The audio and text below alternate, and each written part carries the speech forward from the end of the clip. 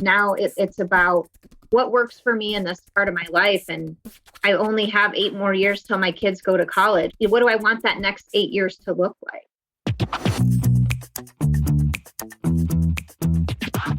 This is the Happen to Your Career podcast with Scott Anthony Barlow. We help you stop doing work that doesn't fit you, figure out what does, and make it happen.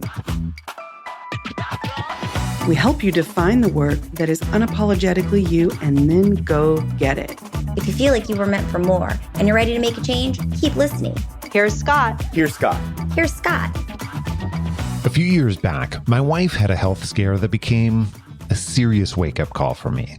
I realized I'd been telling myself over and over that my family was my biggest priority, but I wasn't building a life that truly put them first. I thought I was showing up for them, but when it came down to it, I was constantly pulled away by work, deadlines, and the endless to-do list that seemed to grow every single day. But in that moment with my wife, I understood something absolutely had to change. I had lost sight on why I started this journey in the first place, to create a life where my family could come first. Maybe you're feeling like your career is driving everything else, leaving little room for what truly matters to you right now. What if instead of trying to fit your life around your work, you could flip the script and design your career to fit around your life? You're not just going to put the gas down 100% until you die. I mean, it's okay to kind of work everything together. And maybe that was the realization that this phase of my life needs to all fit together or stack together. It doesn't have to be my career is driving everything and I'll try to fit everything in there. It's more like, how do I make this phase of my life ideal with all of the factors that are in it? That's Haley Stomp. Haley received her degree in engineering, but later pivoted to marketing, where she worked for well over a decade. And when she reached out to us, she was a senior vice president in worldwide marketing, and she is also a mom. Haley realized it was time for another career pivot when her priorities began shifting and her home life and work life were no longer meshing.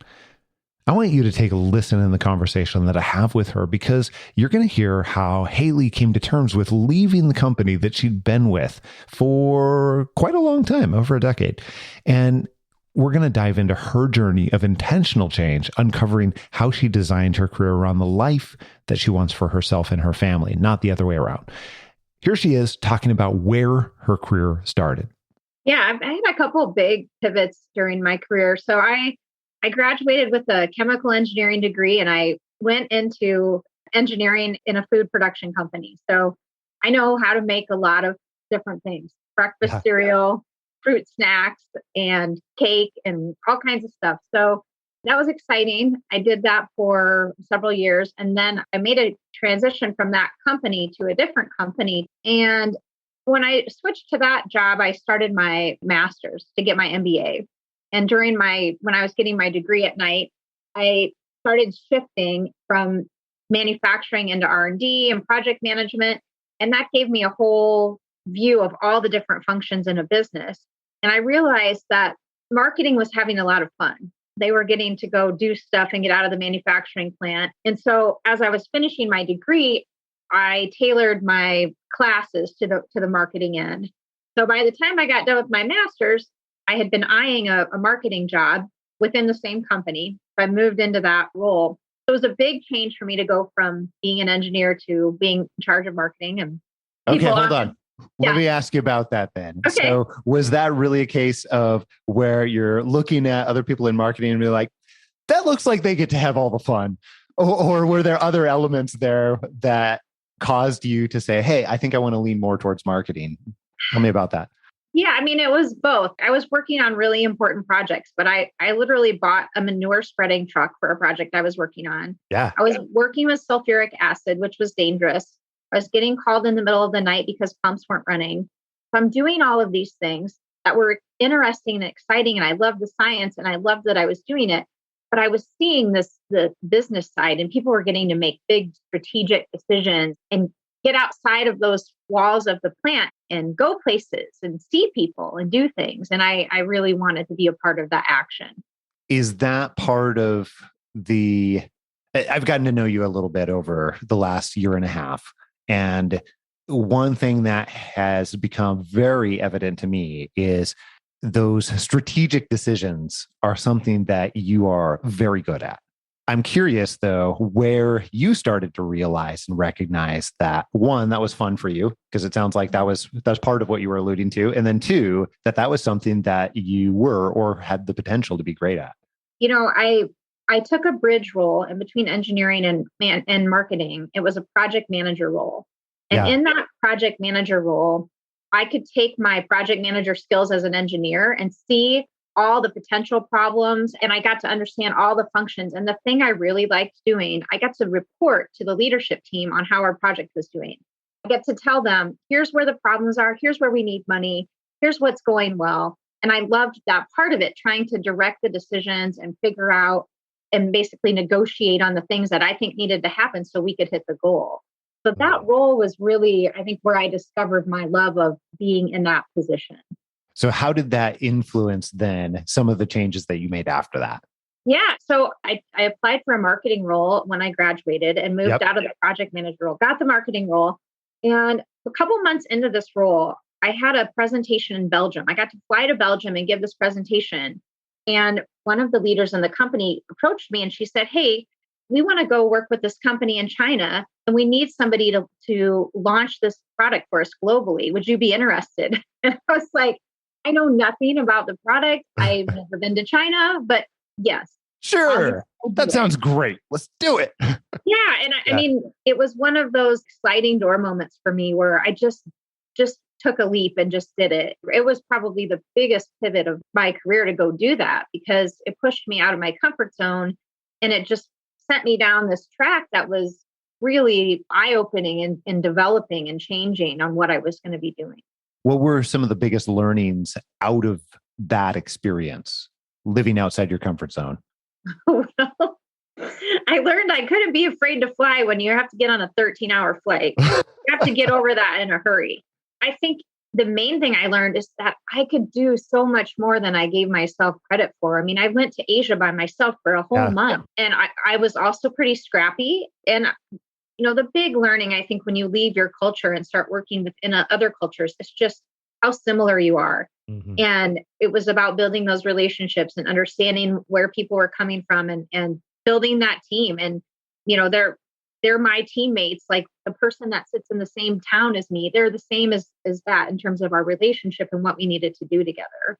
I'm also curious then, what caused you, after you started making these changes, recognizing what you enjoyed more, and then moving up the ladder with this organization, what were the pieces that caused you to recognize that you no longer wanted to move in the same path?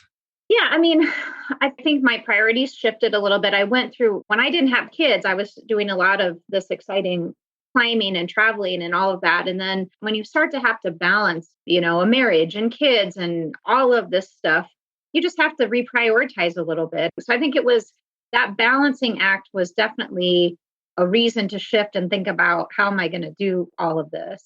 Yeah. And I think too, I've always had a project mindset. So as an engineer, you could be a process engineer or project engineer.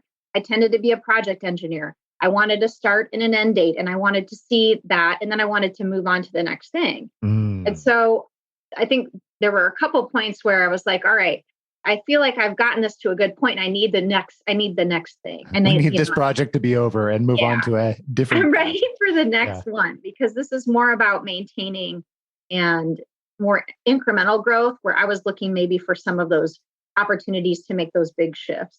So that's really fascinating. I think even that mindset of having a project outlook, and I found that can be really helpful for people because when we're in what was the name of the last role you're in? Senior Vice President of Global Marketing. Yeah. When you're in, that type of role where you're Senior Vice President of Global Marketing, it just goes on. It is not necessarily something that, unless you are treating it as a project with an open and close and maybe even experimental type mindset, then it is perpetual. And I think that in itself creates a lot of challenges when other things start to change in your life. Like you described, hey, I was married and had kids, and there became other different priorities that started to become very important as well.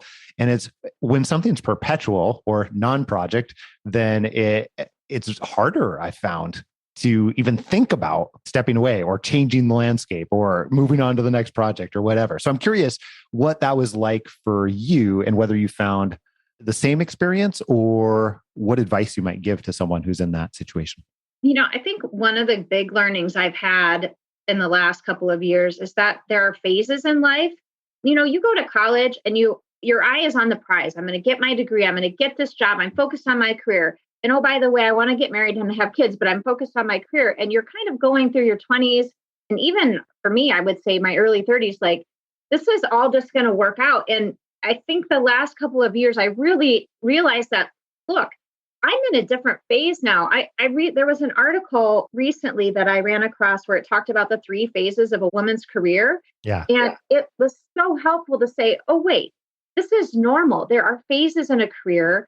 And as I'm getting older, as the things in my life, priorities are changing, it's okay. It's normal that your career is going to look different along these phases and that you're not just going to put the gas down 100% until you die. I mean, it's okay to kind of work everything together. And maybe that was the realization that this phase of my life needs to all fit together or stack together. It doesn't have to be my career is driving everything and I'll try to fit everything in there.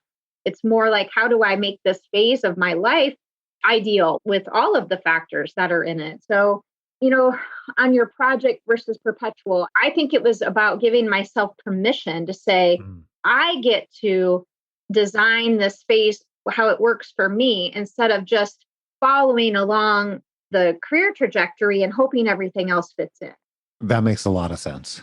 What made you finally decide that I'm going to make a career change from that role, that situation, that organization? What took place that caused you to decide? Yeah. So 2 years before I left, I had been in a role for about 10 years and we had done amazing things. I had built a team. We had grown the business, so much success, so much fun. But I was at that point, like I was talking about, that project versus perpetual, where it was more about maintaining an incremental growth.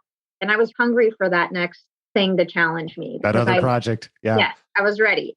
And so I was at a decision point internally in the company to, do I look outside or do I look for something internal? And timing worked out really well for me to try this global role, to go back to the global role. And putting my superwoman cape on, I was going to spend half the time out of the country and do this amazing job. At the same time, my kids were starting to need more from me in terms of activities and eating and whatever it was, So I think it was a little bit of a perfect storm in terms of, it was the ultimate challenge. I think about watching the Olympics, and different dives have different difficulty ratings. Yeah. Yeah. I feel like I stepped into the highest difficulty rating. So if I perform in here, I should get a really good score because the difficulty rating of everything I'm trying to do at once is pretty high. What was the final thing, if you remember, if there was one thing that caused you to say, okay, this is it, I'm making the change? I remember the day that I was like, all right, something's got to change. I was on a conference call, and I'd been on several conference calls, and I'd been really trying to keep it all going. And I just dropped off the call and I got in my car. I left work. I got in my car and I drove to my parents' house. And I just said, look, I don't know if I can go back to work tomorrow. Like, how am I going to get up tomorrow? I have all these things that need to be done. I need to talk about this. And so in the bucolic small town Iowa way, we went to an apple orchard and bought some apples. We had a nice dinner.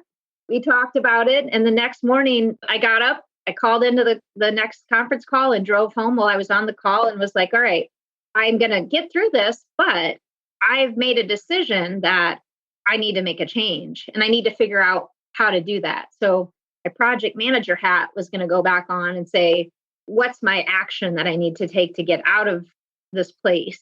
And I didn't mention this before, but earlier in my career, I'd had another moment where I was like, things were not going well. I need to leave. Yeah. And at that point, I gave myself 3 months. I said, I am doing this for 3 months and I'm going to make it work. And if in 3 months I haven't fixed it, then I will make a decision. And luckily at that point, 3 months later, it was all going great. But in that pivot point in 2020, I could feel that I needed to upset the apple cart in an even bigger way. to make it better. After you made that decision, do you remember what it felt like at that point in time? What did that feel like? Honestly, relief.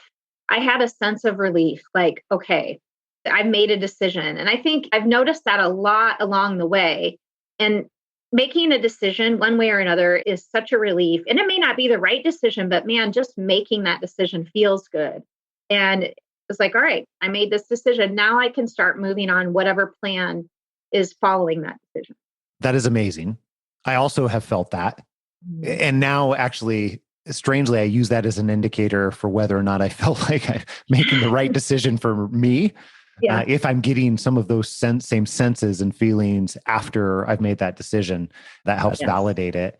That said, though, I'm curious, what advice would you give to people who are in those same sort of situations, who are trying to make those types of decisions for themselves? Because it's hard. It's really hard. And I think so much about this. And I think from some of my other friends and contacts too, I wish that I had a coach while I was still at my last job. I wish I had hired a career coach while I'm just within my company trying to make decisions. And it's lonely at the top. And the farther you move up in a company, especially when you've been there for a while, people have seen you at different levels. And so when you get to the top, it's hard to find the right people to admit that you're not sure what to do or you need help. And so you have to build that network. And yes, you build it within, but I absolutely think building it outside of where you're at is so helpful. And when I left, I made a huge effort to build my personal board of advisors. Yeah.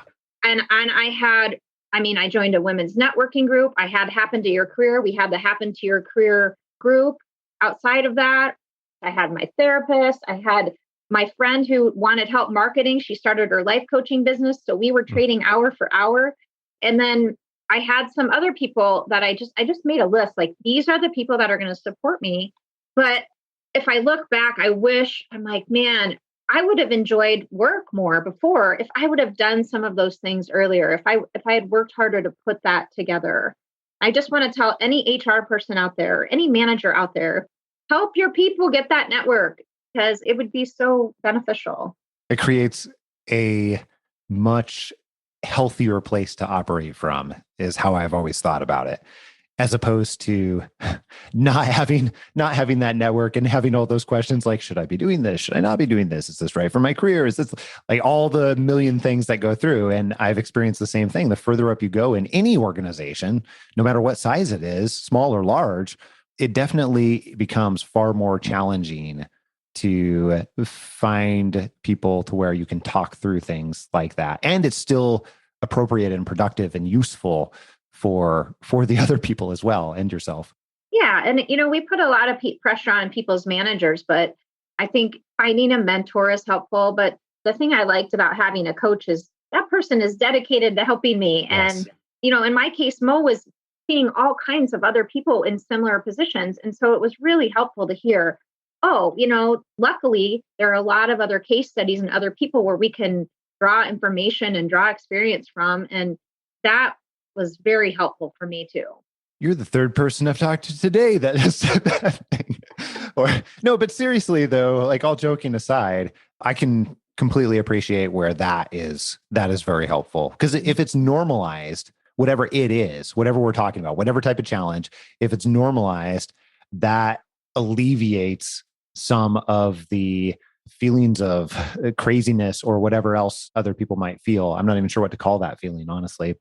Well, I think there's so much responsibility. And yes, as a leader, you're trying to be there for your people and you're showing strength and you're showing resilience and all of those things. But it doesn't mean you wouldn't benefit from some help or somebody to talk through these things with. And from the female perspective, when you work with a lot of males, sometimes it can be intimidating or hard to say, hey, I don't know what to do here, because you're already trying to look like you know what you're doing. So that was another factor sometimes too, is, man, can I find another female who's 10 years older than me to just kind of tell me how it's going? What do I need to do? Yeah. When you look back after you made that decision to make a change, and then as you started exploring what your next steps would look like, what was most challenging or what surprised you along the way? My job was my identity. So I had to figure out who was I without this job and what did I want to do?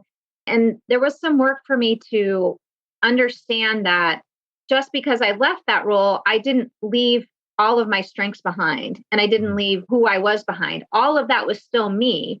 I could take that with me and then I just needed to look for the next place to apply it. So I think it was unraveling that idea of, am I a failure for leaving this role?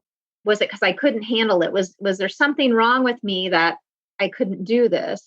And kind of getting to the point where, no, that's absolutely not the case. And I think there was also a really positive feeling the day that I posted on LinkedIn that I had left that role. So many industry contacts had complimented the work I had done to that point. And I think that was a learning too, to say, all right, I did this for a really long time. I've banked all this. This is my experience and no one can take it from me.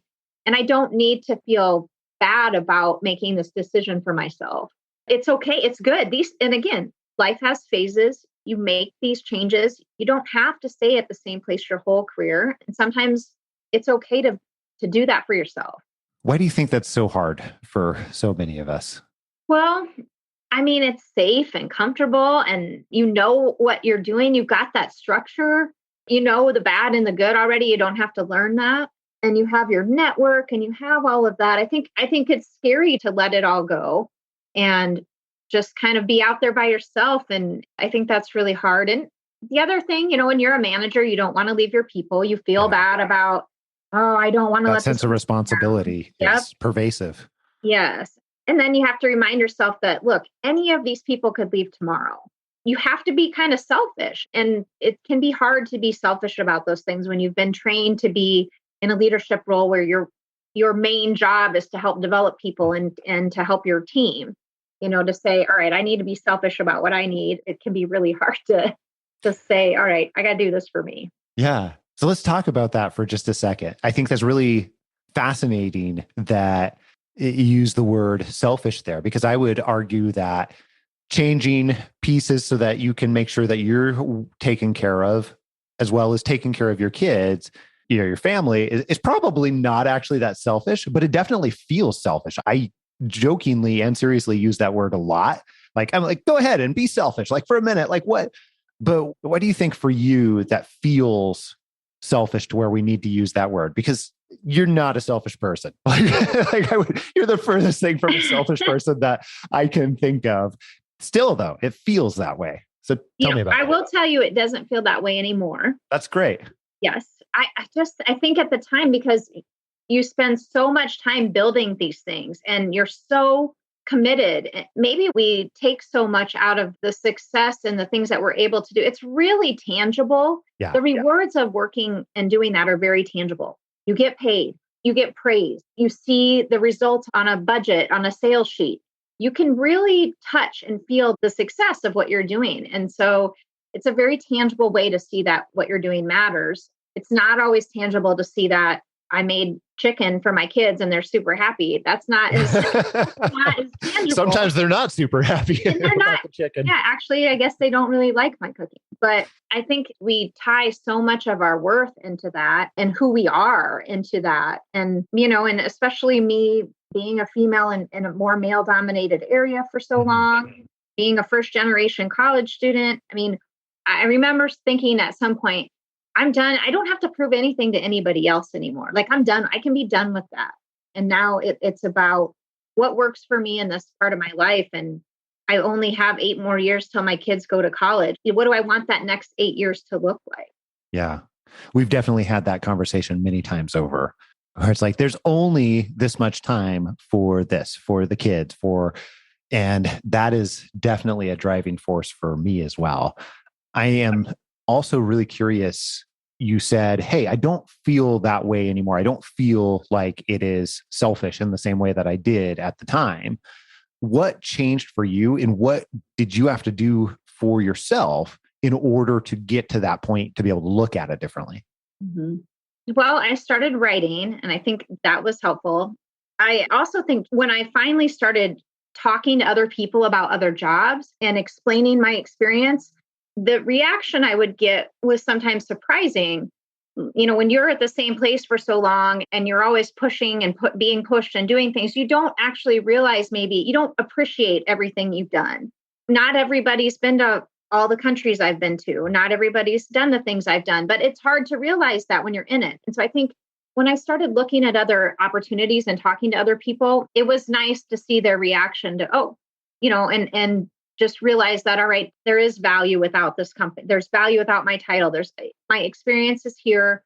I'm very comfortable and confident in what I have done. And so I think it was just starting to reach out and look at other positions and realize and be able to compare all those years and what all that experience looks like compared to other potential roles. And also just honestly, just talking to other people who have done it, listening to the podcast. I mean, you have so many good examples of nothing fell apart when they quit and found the next thing. Every one of those is a life still went story. on. Crazy, yeah. Isn't it? Like life still went on. That was a huge thing for me. Like, oh, it's cool. If I don't leave the country for a month, guess what? I still have cool things to do. There's people to meet. Life is going on all around me outside of where I was at. And I needed to actually see it to believe it. Okay, let's go all the way back to when you made that decision and you were maybe even just before that decision, maybe the month prior to that, because we have a lot of people that are listening to the podcast that are in that place right now. And they are considering, hey, do I stay? Do I go? If I went, what would that look like? Like, what does the world, all the things that, having been there, run through all these crazy things that run through your mind. And also some of the not so crazy ones too. And you don't necessarily know which ones are which.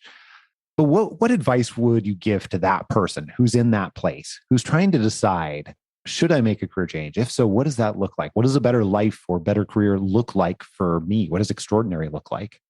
Yeah, I mean, if they're listening to the podcast, that's a great start, because for me, it was just so helpful to hear other people make that decision and come out okay on the other side. That was really helpful. And I still have it up in front of me on my board, the ideal career profile, like writing down, here is what I want it to look like. And you could even, what I ended up doing was I made a spreadsheet with, here are all the things I want, here are all the opportunities, and I would score it. And it would give me a really quantitative, objective look at this. I mean, people could do that where they're currently at too, to see what's missing, and when I used to coach my team members, I'd be like, all right, you're not happy where you're at, but can we design something internally first? Can we look at that first? But I mean, honestly, I hate to be a broken record, but hire a coach. Go get yourself a career coach. It's so much easier. I very much have been in the camp over and over again. And my identity used to be built on, I can figure this out myself. Yeah. Like very, very much. So strong. Like my dad is a wonderful, really wonderful role model.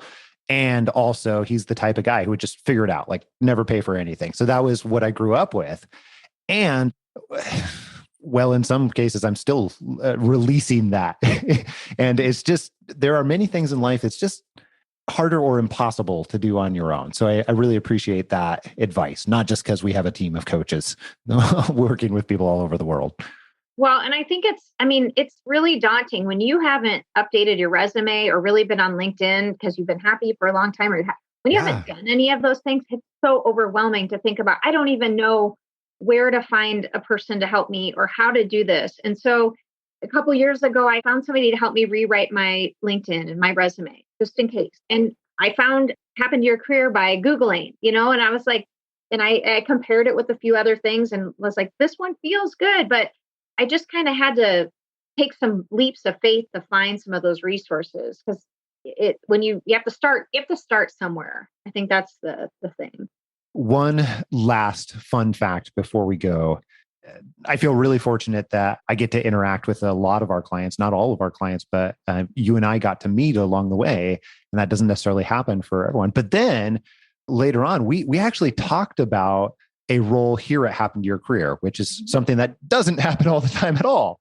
And what was really cool, you mentioned your ideal career profile, which you said, hey, I still have up.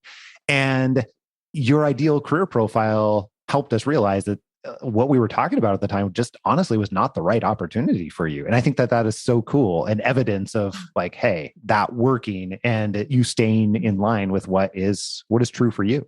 Yeah, I think that was so helpful. And there were a lot of times along the journey where I was like, I should take this job, or I should take these jobs because I should get a job. And it took a lot of patience and willpower and practice to say no to things that weren't right. That's so hard.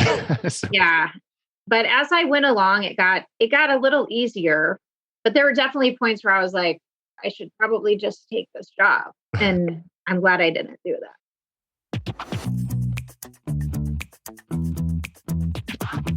Most of the episodes you've heard on Happen to Your Career showcase stories of people that have taken the steps to identify and land careers that they are absolutely enamored with, that match their strengths and are really what they want in their lives. If that's something that you're ready to begin taking steps towards, that's awesome. And we want to figure out how we can help. So here's what I would suggest. Take the next 5 seconds to open up your email app and email me directly.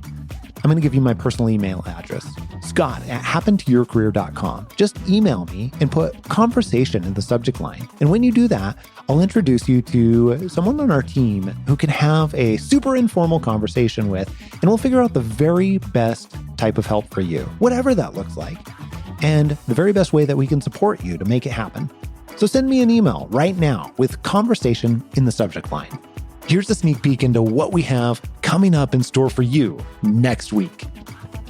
I was like, I felt like I had no place to go. I think I had like some sunken cost fallacy in there where I was like, I'm just here. And I've spent so much time doing this that what else am I going to do?